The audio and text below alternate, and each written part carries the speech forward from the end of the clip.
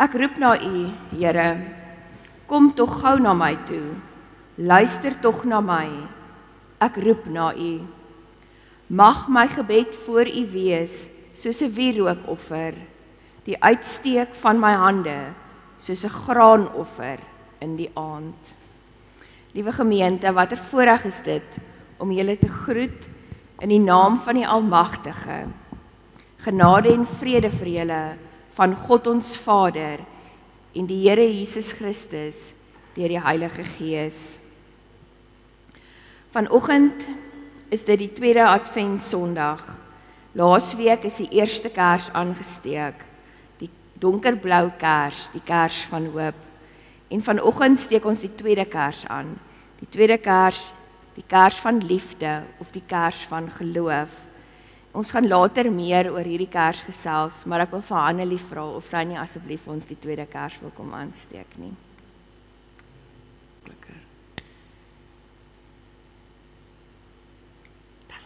Dankie. Okay. Goed, ons tema vanoggend is geloof vir Kersfees. En ons vind ons skriflesing in Jakobus 2 vanaf vers 1 tot 20. In daardie tyd het keiser Augustus 'n bevel uitgevaardig dat 'n volkstelling in die hele ryk gehou moet word. Hierdie eerste volkstelling het plaasgevind toe Sirenius gouverneur was in die provinsie Sirië. Almal het gegaan om hulle te laat inskryf, elkeen na sy eie stad toe. Ook Josef het gegaan. Hy het van die dorp Nasaret in Galilea na Judea toe gegaan, na Bethlehem, die stad van Dawid, omdat hy tot die huis en geslag van Dawid behoort het. Maria, sy verloofde wat swanger was, het saamgegaan om ingeskryf te word. Terwyl hulle daar was, het die tyd gekom dat haar kind gebore moes word. Sy het haar eersteling seun in die wêreld gebring en hom in doeke toegedraai en in 'n krib neergelê, omdat daar geen plek in 'n herberg was nie. Daar was skaapwagters in daardie omgewing wat in die oop veld gebly en in die nag oor hulle skape wag gehou het. Met een staan daar 'n engel van die Here by hulle en die heerlikheid van die Here het rondom hulle geskyn. Hulle het baie groot geskrik. Toe sê die engel vir hulle: "Moenie bang wees nie, want kyk, ek bring vir julle goeie tyding van groot blydskap wat vir die hele volk bestem is. Vandag is daar vir julle in die stad van Dawid die verlosser gebore, Christus die Here. En dit is vir julle die teken. Julle sal 'n kindjie vind wat in doeke toegedraai is en in 'n krib lê." Skielik was daar saam met die engel 'n menigte engele uit die hemel wat God prys en sê: "Eer aan God in die hoogste hemel en vrede op aarde vir die mense in wie hy 'n welbehae het." Nadat die engele van hulle af weggegaan het na die hemel toe, sê die skaapwagters vir mekaar: "Kom, ons gaan reguit Bethlehem toe om te sien wat gebeur het, soos die Here dit aan ons bekend gemaak het." Hulle het toe haastig daarheen gegaan en kry vir Maria en Josef en die kindjie wat in die krib lê. Toe hulle hom sien, het hulle vertel wat oor hierdie kindjie aan hulle gesê is. Almal wat dit gehoor het, was verwonderd oor wat die skaapwagters hulle vertel het.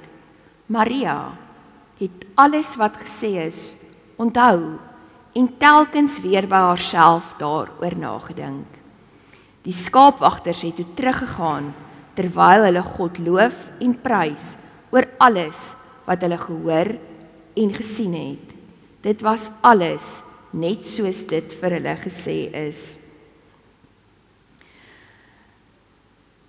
Ek wil net teruggaan na vers 11 toe en dit net gou weer vir julle lees. Vandag is daar vir julle in die stad van Dawid die verlosser gebore, Christus die Here. Liewe gemeente, watter wonderlike voorreg is dit om in Adventstyd te wees. En miskien moet ons net eers Advent verduidelik. sodat ons beter kan verstaan. Advent is die begin van die jaar, soos Marno laasweek gesê het. Dis die begin van die kerklike jaar. So eintlik is ons nou in die begin van die jaar en in die tweede week van die nuwe jaar.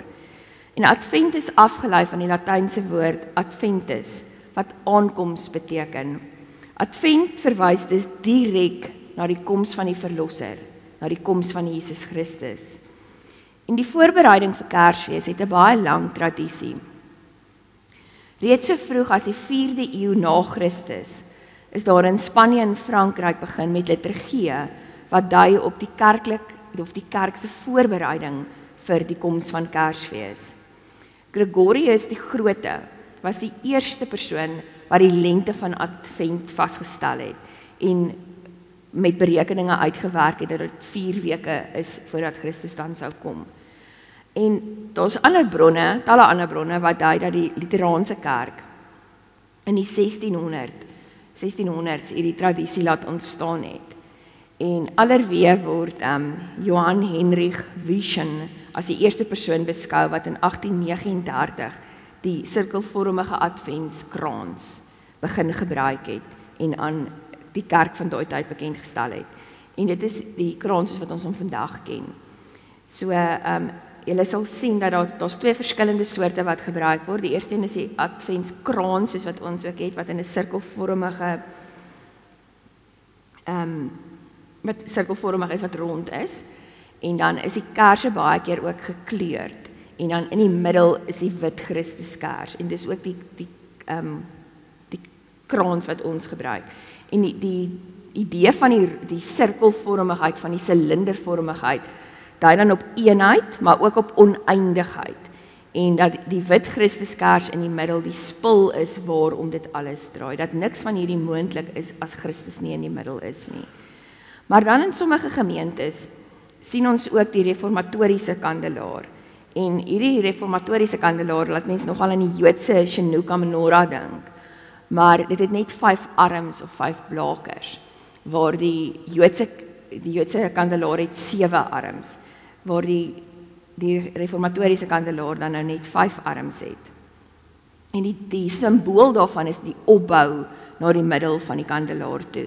En die gebruik dan is om die eerste kers aan die kant aan te steek, dan die volgende kers aan die kant, en so werk hulle stelselmatig na die middel toe, wat weer eens Christus in die middel is. En dan die ander simbool daarvan is dat die gebeure nader kom, soos wat die kerse aangesteek word na die middel toe.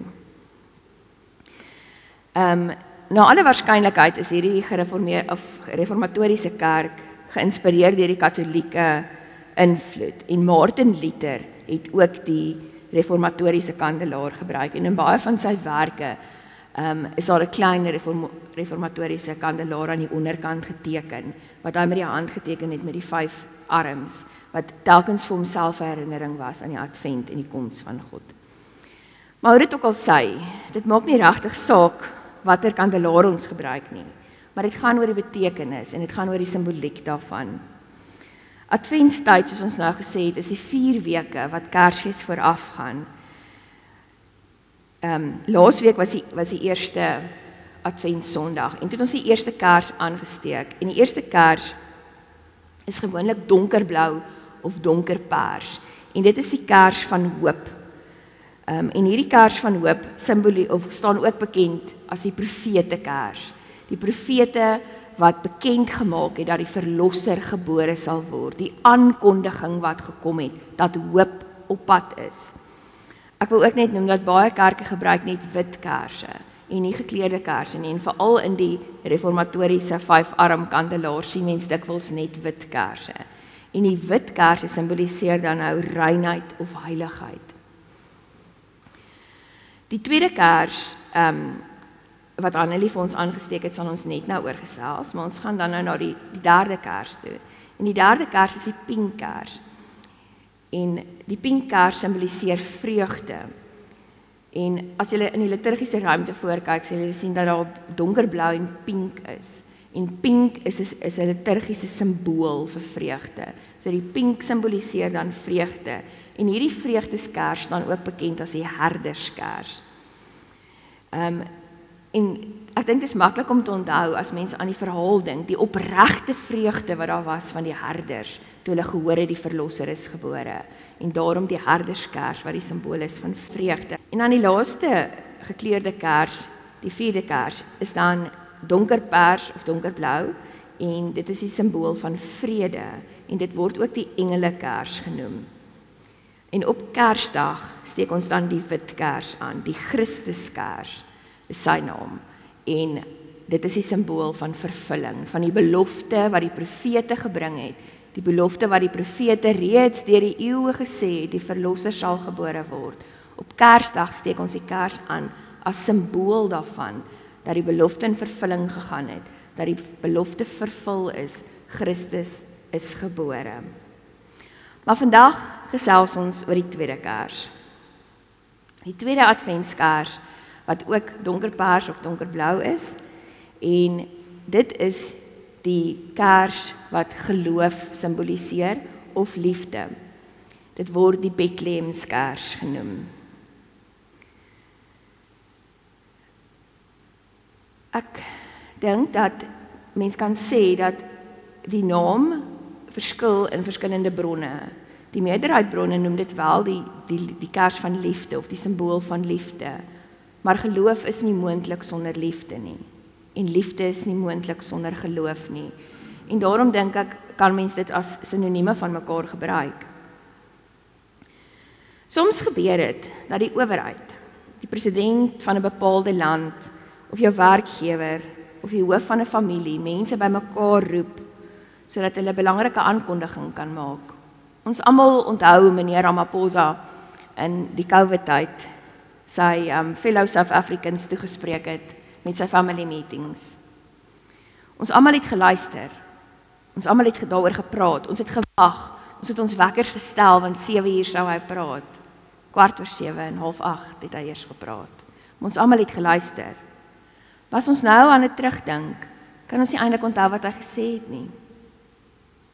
Ons weet nie meer regtig wat die boodskap was nie. Ons het geluister, en al wat ons eintlik wou hoor is, wanneer verslap hy die reëls? Wanneer kan ons weer uitgaan? Wanneer kan ons kerk toe kom? Wanneer kan ons net weer mense wees? Ons het eintlik nou reeds vergeet wat hy wou sê.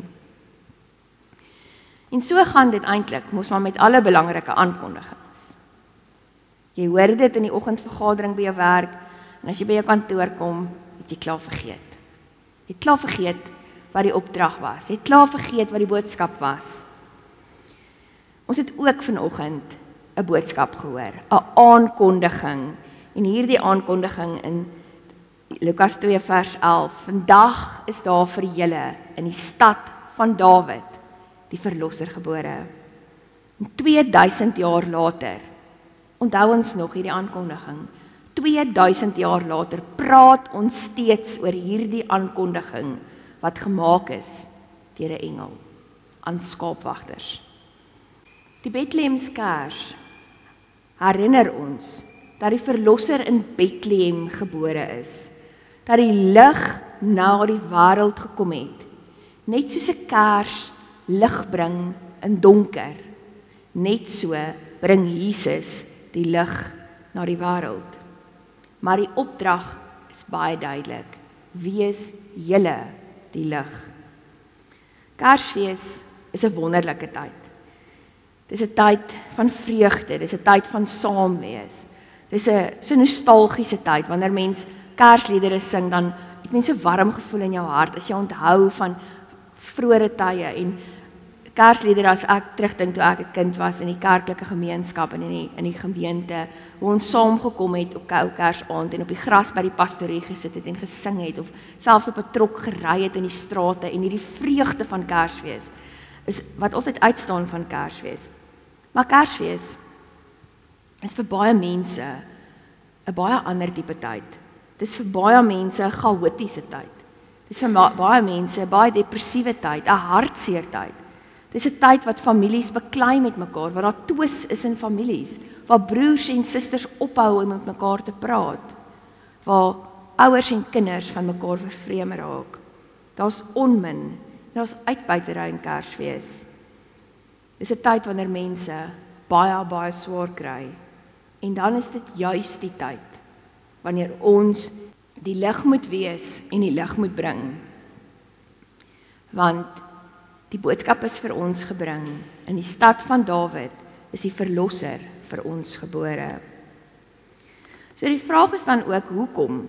Na 2000 jaar het hierdie boodskap nog nie sy trefkrag verloor nie. En die verskil lê in die aankondiging dat daar 'n verlosser gebore is, maar die verlosser is vir julle gebore. En die waarheid en die geheimenis lê in hierdie twee klein woordjies opgesluit. Vandag is daar vir julle in die stad van Dawid die verlosser gebore, Christus die Here. Vir julle is ook vir ons, want ons het hom nodig. Die vir julle beteken, julle het hom nodig. Hy is die saligmaker en die redder vir julle. En dit is so, dat daar net 'n redder nodig is, as daar nood is. Waar iemand soveel probleme het, dat hy homself nie meer kan help nie. En verder is dit so waar, dat 'n mens nie ver hoef te soek, om te sien hoe baie nood daar is nie.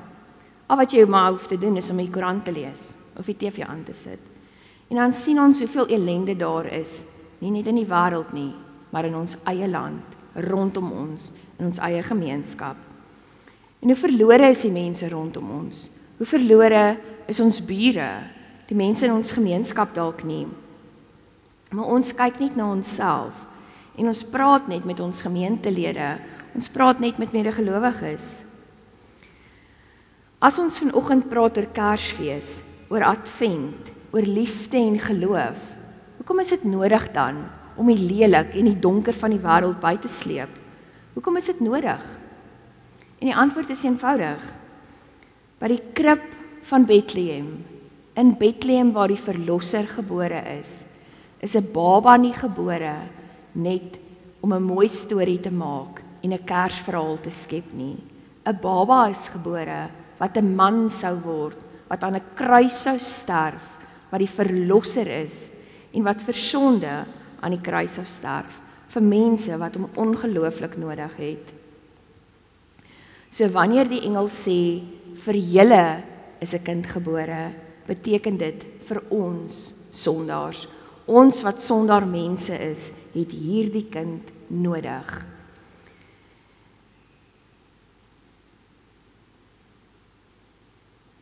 As daar nie 'n Kersfees sou wees nie, sou daar ook nie 'n redding gewees het nie. As daar nie 'n krib was nie, kon daar ook nie 'n kruis gewees het nie. Maar die sin van Kersfees in die twee woordjies vir julle beteken ook dan dat dit vir ons 'n uitdaging inhou. God is vir ons gestuur, maar nie vir ons alleen nie. Ook vir die verlorenes en die ander mense. En ons moet hierdie geskenk met hulle deel. En wie van ons kry 'n geskenk en hou dit toegedraai en maak dit nooit oop nie? Dit sal dom wees om 'n geskenk te ontvang en dit vir jouself te hou en nooit die papier af te skeur, die strikke los te maak en te sien wat binne-in is nie. Maar dis wat ons met die evangelie doen. Ons kry hierdie wonderlike geskenk van verlossing, maar ons hou dit vir onsself.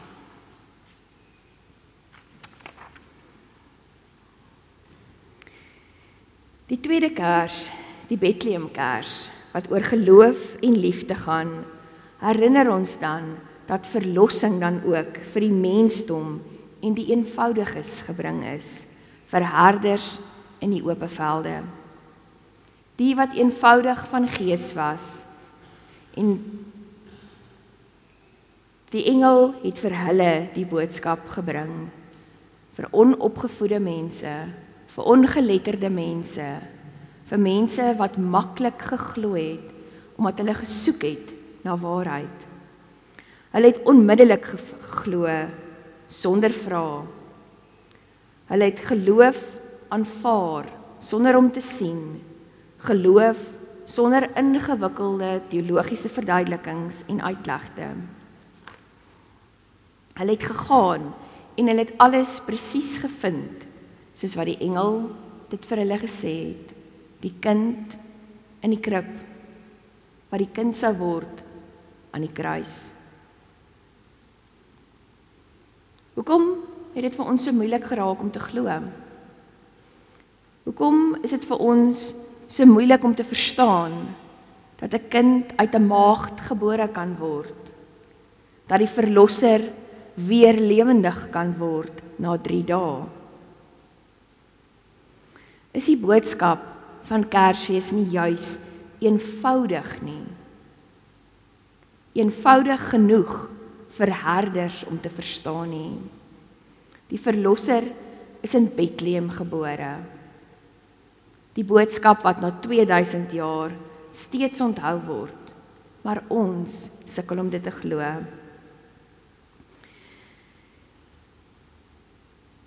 Josef en Maria moes na Bethlehem gaan. Die herders het gegaan, die wyse manne het gegaan. Hulle het na Bethlehem gegaan en hulle het geloof gevind. Ons adventskers herinner ons aan maklike, opregte, eenvoudige geloof van Josef en Maria, van die herders. Glo jy dit? Glo jy in hierdie verlosser? En sal jy die vrede van Kersfees elke dag in jou lewe kan ervaar? Vandag is daar in die stad van Dawid die verlosser gebore. Jesus Christus is sy naam. Glo jy dit?